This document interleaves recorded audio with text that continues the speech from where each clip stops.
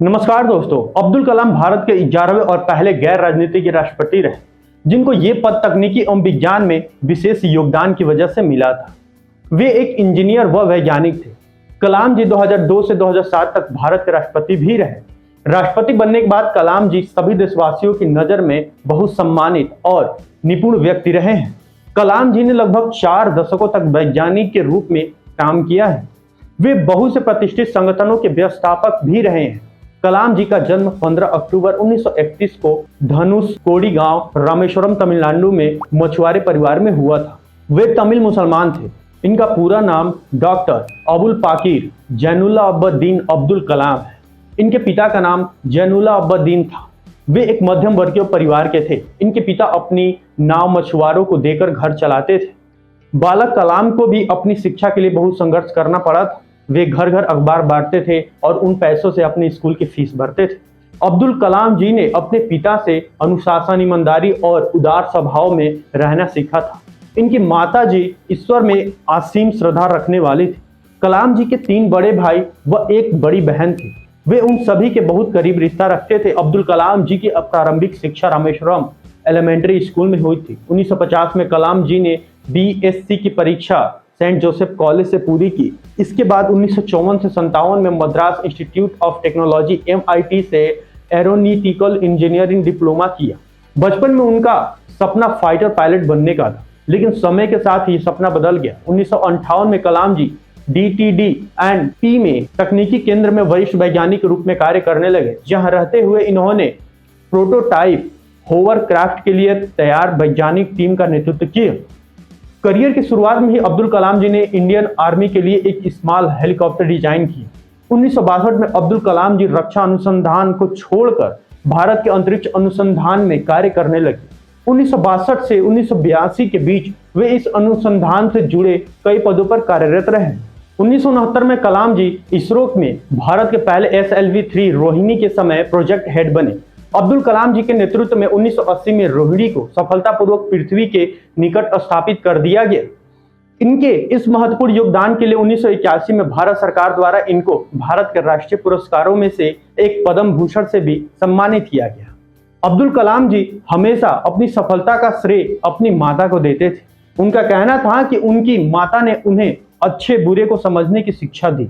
वे कहते थे, पढ़ाई के प्रति मेरे रुझान को देखते हुए मेरी माँ ने मेरे लिए छोटा सा लैम्प खरीदा था, जिससे मैं रात को 11 बजे तक पढ़ सकता था। माँ ने अगर साथ न दिया होता तो मैं यहाँ तक नहीं पहुँचता। 1982 में वे फिर से रक्षा अनुसंधान एवं विकास संगठन के डायरेक्टर बन गए। इनके नेतृत्व में integrated guided missile development programme को सफलतापूर्वक शुरू किया गया। अग्नि, पृथ्वी व आकाश के प्रक्षेपण में कलाम जी ने बहुत ही महत्वपूर्ण भूमिका निभाई थी। सन 1992 में API अब्दुल कलाम जी रक्षा मंत्री के विज्ञान सलाहकार तथा सुरक्षा शोध और विकास विभाग के सचिव बन गए। वे इस पद में 1999 तक कार्यरत रहे हैं। भारत सरकार के मुख्य वैज्ञानिकों की लिस्ट में इनका नाम शामिल है। सन 1997 में APJ अब्दुल कलाम जी को विज्ञान एवं भारतीय रक्षा के क्षेत्र में योगदान के लिए भारत के सबसे बड़े सम्मान भारत रत्न से सम्मानित किया है। सन 2002 में कलाम जी को भारतीय जनता पार्टी समर्थित NDA घटक दलों ने राष्ट्रपति के चुनाव के समय अपना उम्मीदवार बनाया था, जिसका सबने समर्थन किया और 18 जुलाई 2002 को APJ अब्दुल कलाम जी ने राष्ट्रपति पद की शपथ ली।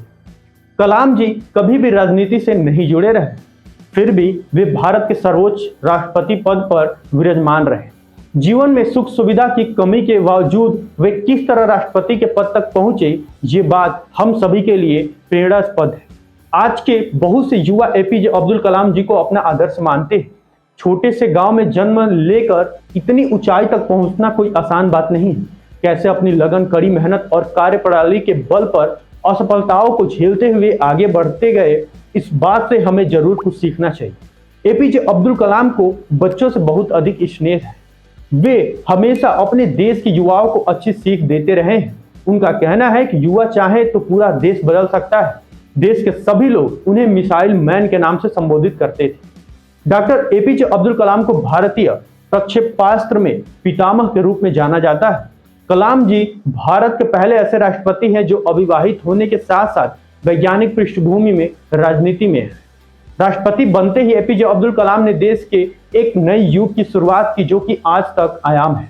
राष्ट्रपति पद छोड़ने के बाद Kalam ji Indian institute of space science and technology Thiruvananthapuram के चांसलर बन गए। साथ ही अन्ना यूनिवर्सिटी के एरोस्पेस इंजीनियरिंग कॉलेज में प्रोफेसर बन गए। इसके अलावा उन्हें देश के बहुत से कॉलेज में विजिटिंग प्रोफेसर के रूप में बुलाया जाता रहा है। 27 जुलाई 2015 को शिलोंग गए थे। वहां IIM शिलोंग में एक फंक्शन के दौरान अब्दुल कलाम साहब की तबीयत खराब हो गई थी। वहां एक कॉलेज में बच्चों को लेक्चर दे रहे थे, तभी अचानक वे गिर पड़े, जिसके बाद उन्हें शिलोंग के हॉस्पिटल में एडमिट कराया गया और उनकी स्थिति नाजुक होने के कारण उन्हें ICU में एडमिट किया गया। जिसके बाद उन्होंने अपनी अंतिम सांसें ली और दुनिया को अलविदा कह दिया। इस दुखद खबर के बाद 7 दिन के राजकीय शोक का ऐलान किया गया। 84 वर्ष की आयु में उन्होंने दुनिया को अलविदा कर दिया था। मृत्यु के बाद 28 जुलाई को उन्हें गुवाहाटी से दिल्ली लाया गया, जहां उन्हें दिल्ली के घर में आम जनता के दर्शन के लिए रखा गया। उसके बाद उन्हें उनके गांव एयर बस के द्वारा लाया गया। 30 जुलाई 2015 को कलाम जी का अंतिम संस्कार उनके पैतृक गांव रामेश्वरम के पास हुआ। मिसाइल मैन कहे जाने वाले अब्दुल कलाम साहब ने देश की हर उम्र सेवा की।